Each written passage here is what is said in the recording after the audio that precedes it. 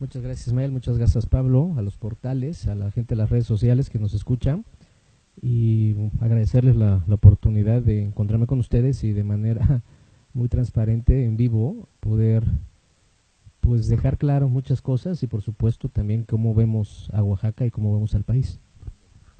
Jorge, en estos días circuló un video en las redes sociales donde tú sales pues, prácticamente hablando sobre el proyecto de Andrés Manuel López Obrador. ¿Qué nos puedes platicar de este video que, bueno, calentó las redes sociales, digámoslo así? Bueno, en primer lugar, con muchos amigos hemos venido platicando en las últimas semanas de este tema, del tema del país, de la elección presidencial y por supuesto en el caso de Oaxaca, de la elección del Senado, diputados federales, diputados locales y ayuntamientos. Y platicábamos cuál es la realidad de México y de Oaxaca, y en este sentido lo que vemos es que no estamos de acuerdo ni estamos conformes como está Oaxaca ni como está México. Y en este sentido, esa inconformidad manifiesta que no hay día en que en el sector privado, entre las familias, con los amigos, en un café, en el desayuno, te levantes y no digas en el transcurso del día un mínimo una vez que las cosas no están bien en Oaxaca. Y eso es un síntoma. Y nosotros, viendo este síntoma, decidimos, pues, vamos a actuar como ciudadanos, en términos de decirle a los oaxaqueños, a los mexicanos que vivimos en Oaxaca, que después de hacer un análisis muy claro como ciudadanos de las alternativas que proponen para Oaxaca y por supuesto para México, pues la que más nos queda claro es la de Andrés Manuel López Obrador, el proyecto de nación que propone Andrés Manuel López Obrador, el candidato de Juntos Haremos Historia, para Oaxaca y para México. ¿En qué sentido? Primero, el combate a la corrupción. El combate a la corrupción, a los excesos de los gobiernos. Y en ese sentido, yo quisiera dejar algunas cifras de lo que ocurre en Oaxaca. Según los datos de la Secretaría de Hacienda, Oaxaca se encuentra hoy en recesión económica. ¿Recesión económica qué quiere decir? Es cuando el Producto Interno Bruto de un estado es negativo por 3 trimestres consecutivos en un año, y según los datos de la Secretaría de Hacienda, en el gobierno actual de Alejandro Murat, en el segundo trimestre tuvimos un crecimiento o decrecimiento de menos 5.9%, en el tercer trimestre de 5.5, menos 5.5, y en el cuarto trimestre de menos 2.9. ¿Qué quiere decir? Que hemos ligado un crecimiento negativo en los últimos 3 trimestres. Un crecimiento anual del 4% del Producto Interno Bruto está plasmado en el Plan Estatal de Desarrollo en la página 19, párrafo 8, donde que el compromiso de tener un crecimiento anual del 4%. Y esto ha ocurrido en Oaxaca. Y esto estamos viendo, tiene que ver con la transparencia, con el combate a la corrupción, y no estamos de acuerdo con esto. Y la manera de expresarlo es muy sencilla: convocar a la gente con el derecho cívico que tenemos los mexicanos a expresarlo en las urnas. El día de las elecciones, en julio, el primer domingo de julio, votando por Andrés Manuel López Obrador en la coalición Juntos Haremos Historia. Y es una razón muy sencilla y tiene que ver con el derecho cívico, con la obligación que tenemos como oaxaqueños y que tenemos como mexicanos de manera pacífica y libre de expresar nuestro sentir y expresarlo con la libertad y garantía que tengamos en la Constitución de reunión, de decir vamos a organizarnos y vamos a llevar a la gente a votar el 1 de julio por Andrés Manuel López Obrador. Ok, de acuerdo. Jorge, en el transcurso de esos días nosotros anunciamos que vamos a tenerte en la entrevista. Algunos usuarios de redes sociales y nuestros lectores mandaron algunas preguntas, incluso por ahí un compañero corresponsal hizo una serie de preguntas. El de Oscar Rodríguez te pregunta ¿por qué te fuiste al partido Morena? Cuéntame.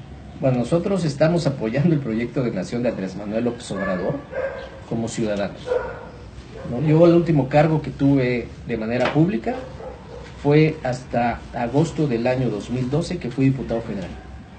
de septiembre de 2012 a la fecha yo no he tenido ningún cargo público, ningún cargo de manera partidaria, y en ese sentido hemos actuado como ciudadanos. Hoy estamos actuando como ciudadanos que creemos en un proyecto de nación presentado por Andrés Manuel López Obrador, que se llama Nuevo Proyecto de Nación, y que vamos a expresar de manera individual nuestro voto el 1 de julio por Andrés Manuel López Obrador. Compartimos el proyecto de nación de Andrés Manuel y en ese sentido lo estamos haciendo. Y vamos a pedir el voto por la coalición de Juntos Haremos Historia. Ok. También Óscar Rodríguez de Milenio pregunta que si ya renuncias oficialmente al PRI y por qué, bueno, este partido que llevaste y que llevas a triunfos muy importantes. Bueno, yo he estado y estuve en el PRI, fui dirigente, tuve cargos en el partido durante más de 14 años. El único cargo público que tuve en el gobierno del Estado fue el de secretario general de gobierno durante 1 año 6 meses, del año 2004 a julio del 2006. Y fuera de eso, otro cargo público que fue en el gobierno del Estado en 1994 y 95 como secretario técnico de la Secretaría General de Gobierno. Y en fuera toda mi carrera política fue en el PRI, todos los cargos en el partido. Por supuesto, organizándonos, dándole respuestas a la gente, encabezando las causas de la gente en este momento, demandándole al gobierno priista respuestas, y se obtenían respuestas claras. Ahí están las respuestas que el gobierno priista dio en ese momento a la ciudadanía y a las regiones en Oaxaca, y por supuesto que se reflejó en votos, y que por eso ganamos. Y por supuesto, como miembros, como lo dijimos, una generación de oaxaqueños que va más allá de las edades, que es una generación de oaxaqueños que trabajamos, que tenemos valores, creemos en la familia, creemos en el trabajo, creemos en el esfuerzo y creemos en los valores de solidaridad y de ayudarnos día a día. Y esa es la generación que encabezamos en el PRI. Más allá de justificar que éramos una nueva generación biológica, es evidente que las nuevas generaciones, cuando las tasamos simplemente en el argumento de la edad, de decir son jóvenes menos de 30 y hay que darles oportunidad, es evidente las respuestas que tenemos. Y hoy lo estamos viendo en Oaxaca, ¿no? Tenemos un incremento de la pobreza laboral, según datos del INEGI de este año, donde se ha aumentado la población en pobreza laboral al 63.7% del 60% que teníamos en el 2016. Es decir, más de 26.400 oaxaqueños hoy no pueden comprar con su salario la canasta básica alimentaria día a día. Esto quiere decir que hay más de 1.052.000 trabajadores en Oaxaca que no les alcanza y que viven en pobreza laboral extrema. Y eso es lo que está ocurriendo en Oaxaca. Y eso es con lo que no estamos de acuerdo. Y se han dejado de dar este tipo de respuestas. Y nosotros somos miembros de una generación de oaxaqueños que va más allá de las edades. Que es una generación de oaxaqueños que quiere y está convencido de hacer las cosas bien por Oaxaca, hacer las cosas de manera libre por Oaxaca, de manera pacífica, pero también de manera respetuosa, pero también sin estar sujetos a grilletes o a correas donde uno tiene que agarrar el teléfono para hacer llamadas, para consultar si uno puede o no manifestar cosas. Nosotros somos miembros de una generación de oaxaqueños, como lo hemos dicho, del siglo XXI, donde caben todas las edades que quieren aportar a Oaxaca una mejor viabilidad. Y hoy estamos viendo que la simple justificación de una nueva generación de jóvenes de edad no es la respuesta para el desarrollo correcto de nuestro Estado y también de México. Jorge, el mundo político se pregunta, y por supuesto el mundo social, el magisterio, etcétera, se preguntan qué es lo que pasó en el 2006. Bueno, efectivamente no había capacidad de respuesta del gobierno del Estado a la demanda económica que representaban en ese momento 46 millones de pesos, que era el incremento para poder llevar a los trabajadores a la zona económica 3 del servicio educativo en Oaxaca. Pero esos 46 millones, como iban directamente al salario, cada año aumentan, para los que saben y son patrones, tanto en servicio público como privado, aumentan, al aumentar el salario aumentan las prestaciones. Esos 46 millones de ese año representaban el siguiente año 390, el siguiente año casi 900, y era un asunto de una bolsa inalcanzable de dinero, donde el gobierno, por poder solucionar un tema económico inmediato, no iba a tener la capacidad al año siguiente de poder sostener los incrementos derivados de esa aportación directamente al salario. Posteriormente se tuvieron mesas de diálogo, hubo no hubo comunicación suficiente, se tomó el uso de usar la fuerza pública a petición del Congreso del Estado, se solicitó a México y desafortunadamente ocurrió en un enfrentamiento que nos llevó a nuestro estado aproximadamente hasta diciembre de ese mismo año, a la capital del estado y a Valles Centrales a vivir algunas vialidades tomadas. No se interrumpió la actividad del gobierno, no se interrumpieron las actividades económicas y por supuesto después de una intervención del gobierno federal se logró restablecer el orden público y que regresar a clases, a restituir las clases. Y por supuesto, a partir de esa época hay otro sistema y orden de relación con las autoridades por parte del magisterio oaxaqueño, y eso yo creo que tanto al gobierno del estado como a las autoridades como al gobierno federal y por supuesto al propio magisterio creó y sentó y está sentando bases de nuevos entendimientos. Por supuesto que fue una etapa difícil para Oaxaca, pero se actuó como se creía correcto en ese momento histórico y afortunadamente se reencauzó el estado de cosas en Oaxaca, en Valles Centrales, y Oaxaca está transformándose a partir de esa etapa y hay una nueva actitud de todos los involucrados, de todas las partes y de todos los oaxaqueños. A partir de esa fecha, a partir de 2006, por supuesto en Ulises Ruiz y también en usted, Jorge, quedó la imagen, es un represor, es un asesino, es el enemigo del pueblo, merece la cárcel, etcétera, ¿no? Que usó las caravanas de la muerte, en fin. Bueno, primero decirte que son absolutamente puras mentiras, son absolutamente puras falsedades de gente desde el anonimato, y yo creo que son políticos de todos los partidos que pretendieron y pretenden al día de hoy sembrar una mentira. Afortunadamente ahí está la investigación que hizo la Suprema Corte de Justicia de la Nación, ahí está la investigación y el informe que hizo la Comisión Nacional de Derechos Humanos, que son más de 15,000 fojas de ambas investigaciones. Ahí hay declaraciones, hay videos de particulares, de actores, del sector educativo, del sector gubernamental, de políticos, entrevistas que se sostuvieron. Y por supuesto que en esos documentos está la verdad. Yo te puedo hablar en el sentido, en una foja, y voy a citar del informe de la Comisión Nacional de Derechos Humanos, donde citan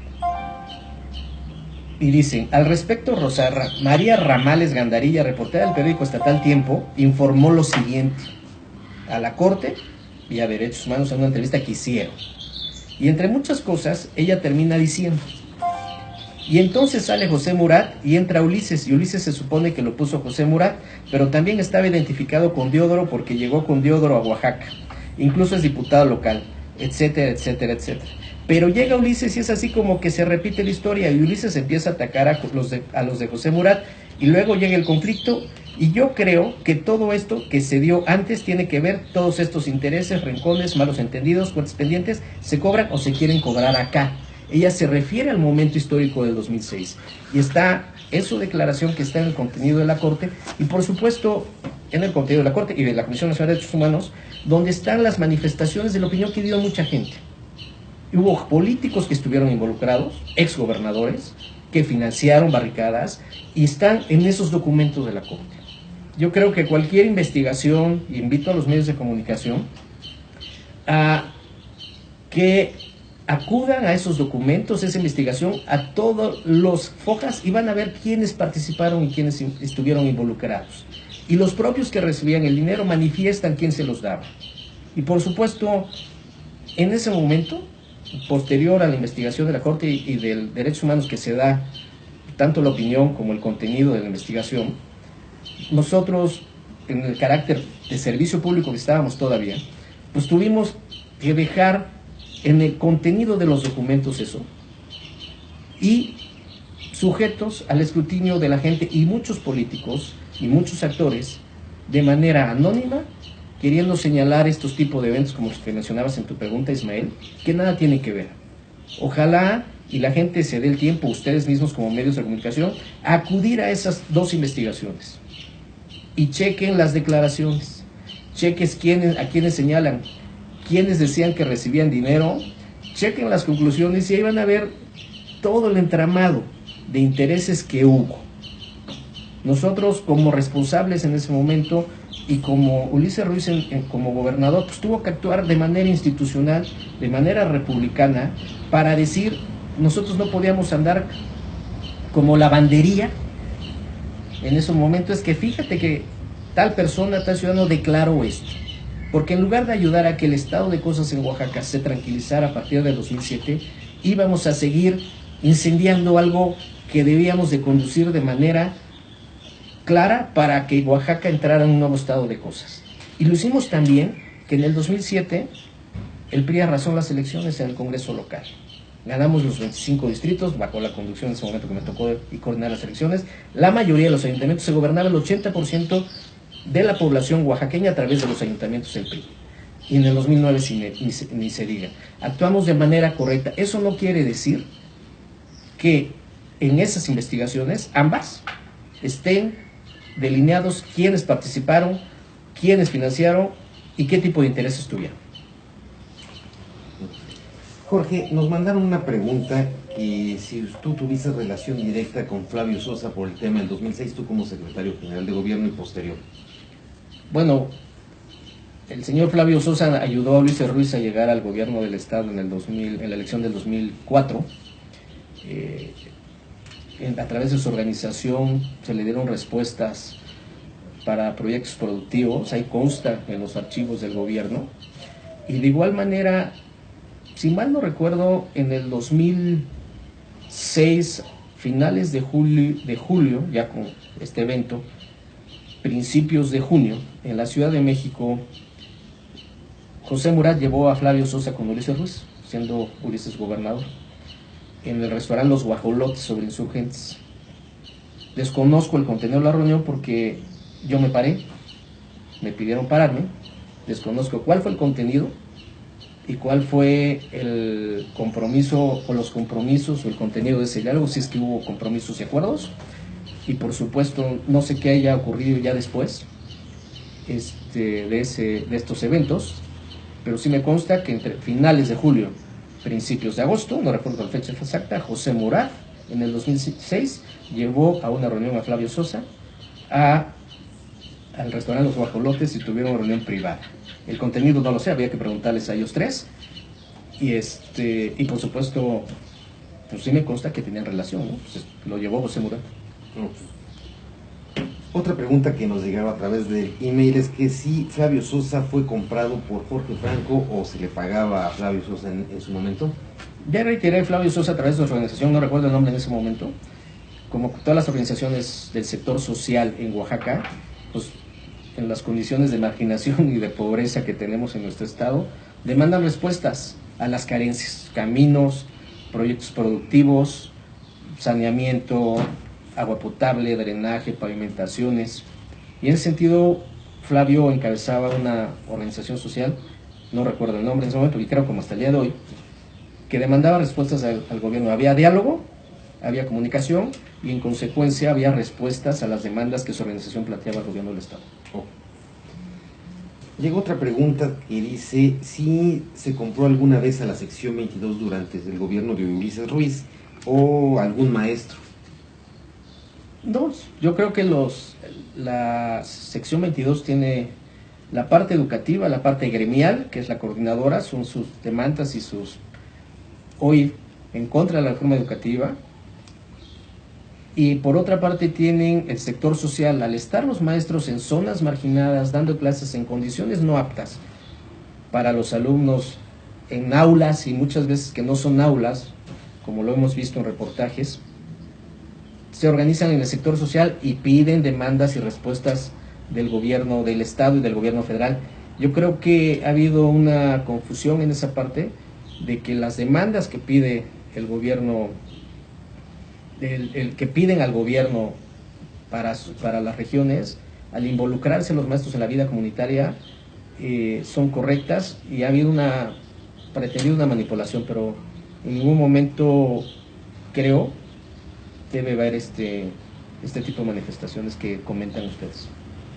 En relación al magisterio, se habla en el video que apenas se publicó hace días, que usted ya está acostándose con el magisterio. Si hubo lo mencionan a usted que fue represor y todo, ¿cómo es que está regresando a la sesión 22 a juntarse con Franco? Yo creo que quien lo haya dicho, pues no sé de dónde sacó esa conclusión. Yo creo que lo que comentábamos en esta reunión es muy sencillo. Para los políticos, y lo hemos visto, lo quiero reiterar, tiene 8 años que no tengo cargo público. ¿No? Como todos los oaxaqueños hacemos política día a día, pero no tengo cargo público. Y en ese sentido, lo que decíamos, ¿cuál es el argumento hacia afuera de Oaxaca de todos los que van y que nos gobiernan y los que nos representan? Es que Oaxaca es el estado más atrasado, es que Oaxaca no avanza, es que Oaxaca la marginación y la pobreza, y es que Oaxaca la federación no lo ayuda, y es que Oaxaca... Y el argumento es nuestras carencias para justificar hacia afuera de Oaxaca que estamos mal. Y es que en Oaxaca los bloqueos, y es que en Oaxaca las manifestaciones, y es que en Oaxaca la educación a través de la coordinadora, y es una serie de argumentos. Nosotros hablábamos de eso, que los argumentos hacia afuera son todas nuestras carencias, pero no se ha resuelto ninguna en los últimos 30 años. Yo vengo llegando ayer de Huatulco, nos fuimos por tierra, le comentaba yo a mi esposa, es la misma carretera cuando yo manejaba a los 18 años para ir a Puerto Escondido con mis papás. Y ayer veíamos al regreso, como la ida que nos fuimos temprano, caminando a niños con sus uniformes sobre la carretera, con sus mochilas, en la marginación y en las condiciones que se viven. Y dije, son las mismas imágenes que yo vi hace más de 18 años cuando yo manejaba para ir a la ciudad a Puerto Escondido. Y le dije a mi esposa, y te apuesto que estos niños son los hijos de los niños o jóvenes que yo veía en esa época caminando. Es decir, siguen las mismas condiciones en Oaxaca, y por eso fueron ese tipo de reuniones y han sido ese tipo de comentarios. No estamos de acuerdo cómo está el estado de cosas en Oaxaca. No puede ser posible que volteemos y hagan una pregunta con sus vecinos, con sus amigos en las regiones, que volteen y digan si en los últimos 30 años en Oaxaca han cambiado las cosas. Aquí tenemos el mismo bache. Aquí bajando sobre la calle que sale al ADO es Emilio Carranza. Tiene un bache abierto enfrente de la tequería Los Combinados más de 2 semanas. Y en lugar de poner el bache, yo no sé qué autoridad fue a poner unos conos, como si eso fuera la solución. Unos conos para que la gente no caiga en el bache, en lugar de ir a tapar el bache, o esa abertura que hicieron. Enfrente de la Prepa 5, donde entronca con el periférico, enfrente de la Prepa 5, tiene más de 6 meses un socavón, y la solución es poner 2 conos amarillos enormes o naranjas. O sea, tenemos autoridades que nos han ocasionado que Oaxaca, nuestro estado, siga en las mismas condiciones. Y la justificación de las autoridades mismas es que estamos atrasados, es que estamos en la marginación y es que estamos en la pobreza. Y es un círculo vicioso para justificar que miles de millones de pesos, quién sabe dónde están, porque cada vez se habla de miles de millones de pesos para el desarrollo de nuestro estado. Y en ese sentido, pues estamos igual que hace 30 años. Según los datos de Hacienda, como por ejemplo, y lo voy a leer, durante los meses de enero, febrero y marzo de 2018, se estaban ejecutando por parte del gobierno del estado un total de 2.895 proyectos en la ejecución con recursos del ejercicio fiscal 2017, los cuales suman un importe de 2.132 millones de pesos, pudiéndose ejercer 1.594 millones de pesos de esos 2.000 y dejándose todavía colgados recursos por 538 millones de pesos, dinero que se debió haber ejecutado el año pasado, en el 2017, o que, considerando liberaciones tardías de recursos, no debió haber pasado su ejecución más allá del primer trimestre de este año. Y todavía están pendientes en el de 2018 los ya mencionados 538 millones del año 2017.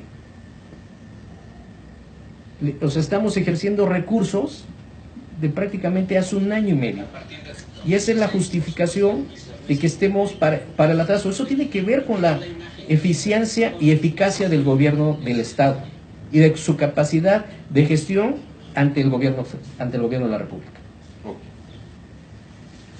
Jorge, llegó otra pregunta que dicen que si sabes que si José Murat ayudó en su momento en el 2010 a Gabino Cue a obtener el triunfo y por ello es intocable en este sexenio. Bueno, yo desconozco si Gabino Cue sea intocable, habría que preguntárselo al gobernador. En el caso de José Murat, a mí me consta que en varias ocasiones, de título personal, me pidió ayudar a Gabino. Y tuvimos 2 reuniones en el hotel, en un hotel sobre Reforma, en el hotel Marquis Reforma, en un restaurante y en una mesa de lobby, donde en 2 ocasiones me pidió ayudar a Gabino Cue, que él lo estaba ayudando y que se comprometía a tener espacios y que él ya tenía una serie de compromisos. Sí me consta porque se me lo dijo. Habría que preguntarle a cuáles priistas les pidió que ayudaran a Gabino. Okay.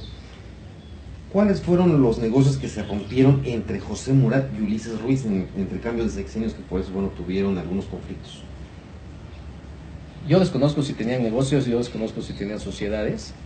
Lo que sí queda claro es que cada gobernador es el que decide, cada gobernador tiene su estilo, cada gobernador tiene su forma de ejercicio del gobierno y por supuesto de su propio plan de gobierno.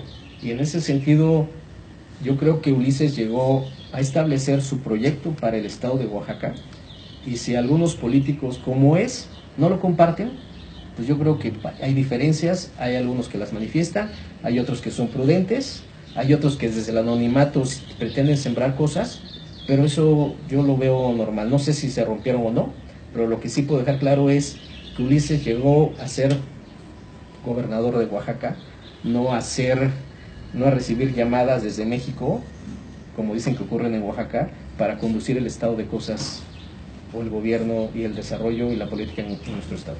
Okay. También llegó otra pregunta que nos dice que de los sexenios de Murat y Ulises, ¿qué funcionarios tiene usted conocimiento de que están involucrados en casos de corrupción o que estuvieron involucrados? Digo, no tengo conocimiento de así, ni que me conste con documentos, sería muy a las carreras hablar de que me consta que esto, pues no me consta. No he visto documentos, hay muchos señalamientos, yo creo que eso lo podría contestar tanto la Auditoría Superior del Estado, la de la Federación y por supuesto la Contraloría o el órgano actual como se llama en Oaxaca del Gobierno del Estado, para informar del uso de los recursos que ha habido en las últimas administraciones, ¿no? de los últimos 18 años. Finalmente, llegó una pregunta que dice, se rumora que José Murat y Flavio Sosa fueron quienes orquestaron en 2006 y la APO aquí en Oaxaca, ¿eso es verdad? No, yo creo que no, yo creo que habría que investigar el contenido de la investigación de la Corte y de la Comisión Nacional de Derechos Humanos, su investigación, para darse una muy clara y amplia visión de lo que ocurrió en ese momento histórico en Oaxaca, de qué manera actuó el gobierno estatal, el gobierno federal y todas las partes involucradas, ¿no?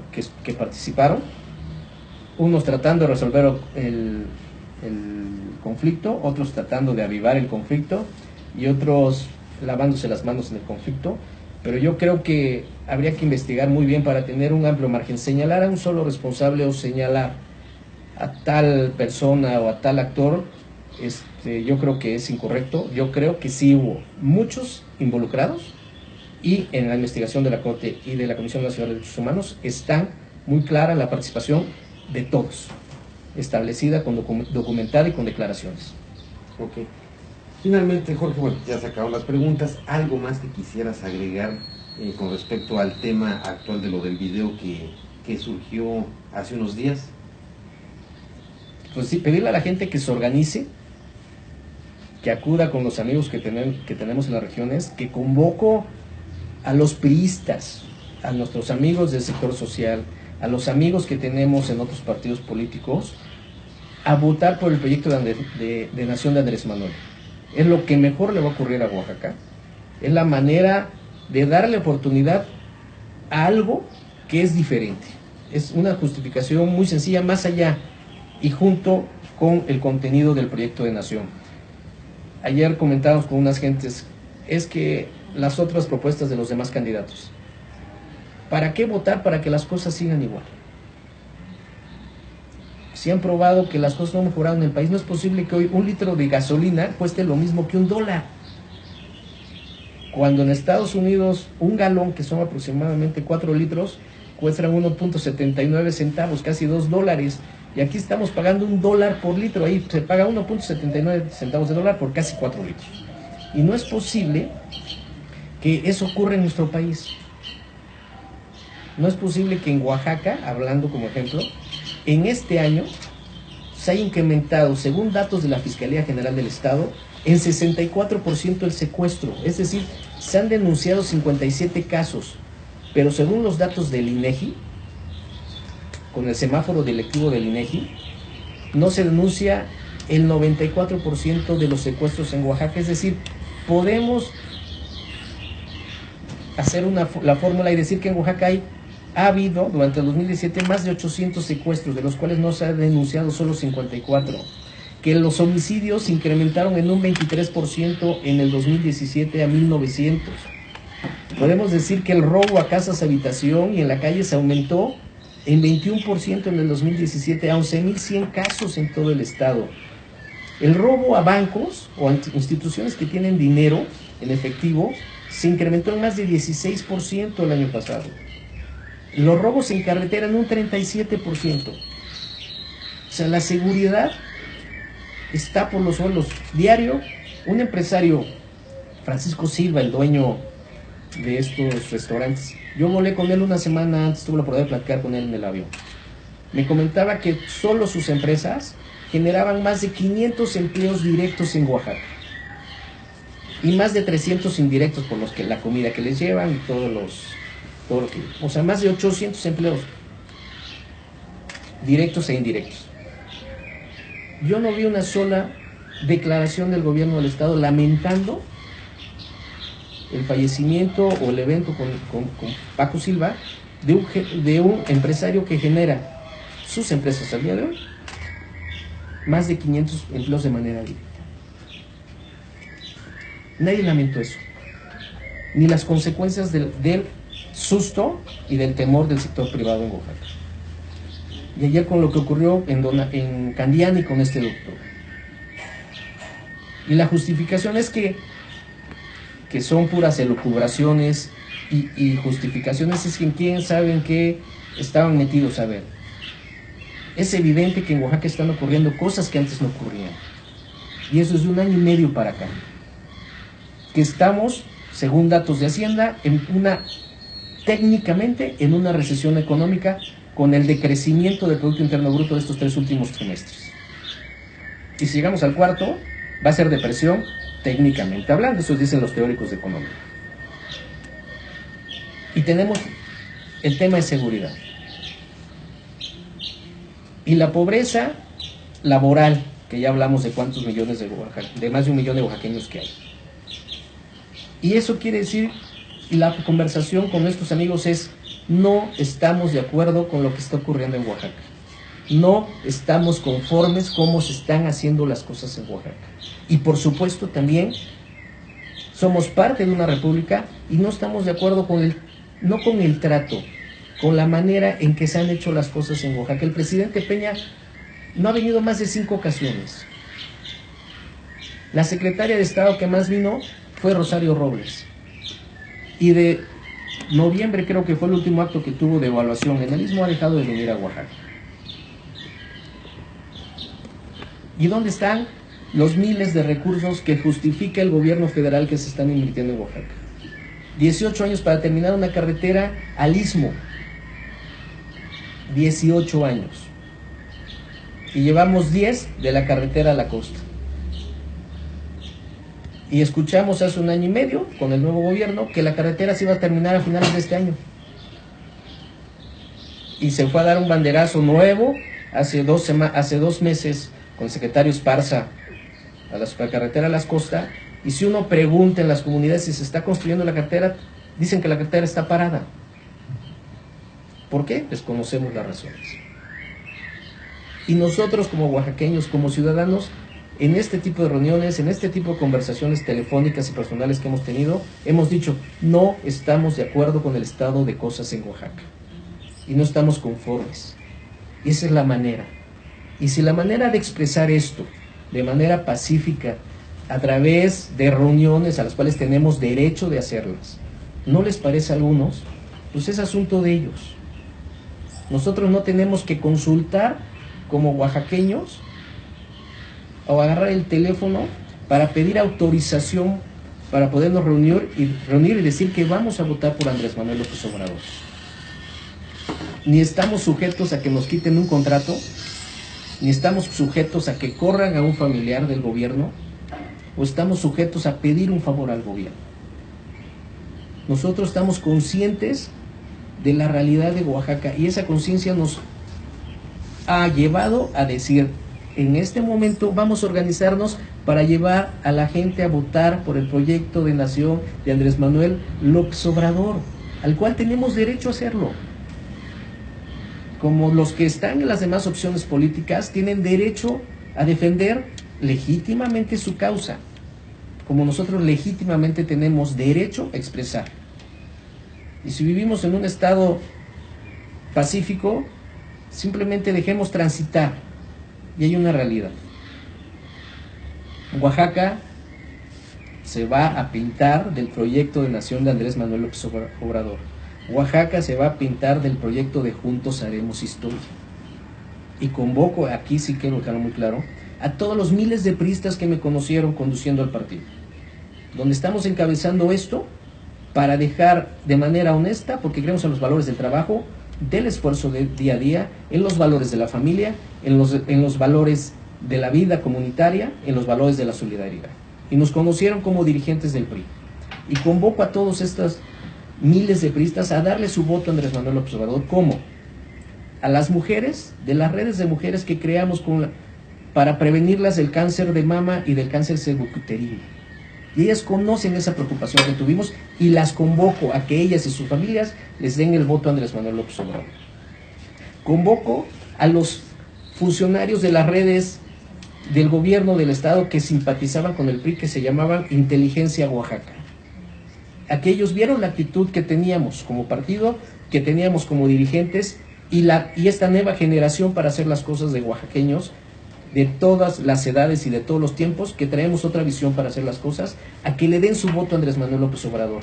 Ellos están adentro y saben lo que está mal, y saben qué no se está haciendo bien, y saben qué se está dejando de hacer, pero sobre todo saben que no se está haciendo nada. Y convoco a ellos a que den su voto por Andrés Manuel López Obrador. Convoco también a los misioneros del PRI, que nos conocieron, de los valores de los que hablamos en esos momentos y en esas reuniones, a que le den el voto a Andrés Manuel López Obrador. Convoco a esa historia que hicimos en Oaxaca para que llevemos a ganar a Andrés Manuel, y el granito de arena que nosotros pongamos como mexicanos y como oaxaqueños sea el granito de arena que nos dé la capacidad de alzar la voz a partir del 1 de diciembre de este año y decir que volteen a ver las cosas en Oaxaca y que metan las manos en Oaxaca para corregirlas. No es posible, en serio, es increíble.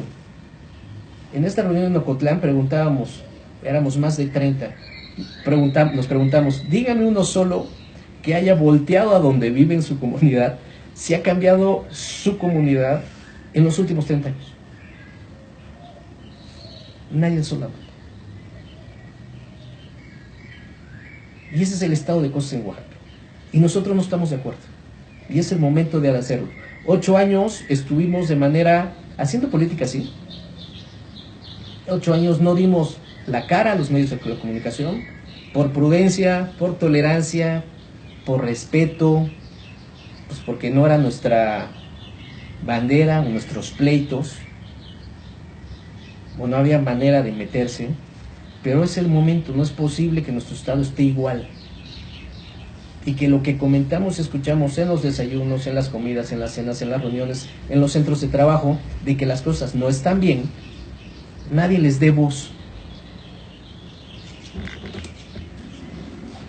Por miedo a que se les quite algo. porque les quiten un contrato, les quiten un servicio o les quiten un beneficio. Y nosotros simplemente estamos siendo una voz pública de ese sentimiento. Y sí estamos diciendo, no estamos de acuerdo con el estado de cosas de Oaxaca. No estamos de acuerdo ni estamos conformes cómo se están atendiendo las cosas en Oaxaca. Y estamos dando cifras y podemos dar más. Hemos hecho un análisis muy puntual con datos estadísticos del INEGI, de la Secretaría de Hacienda, de las condiciones, de las variables económicas del desarrollo de Oaxaca y de su desarrollo social y del combate a la pobreza y la marginación.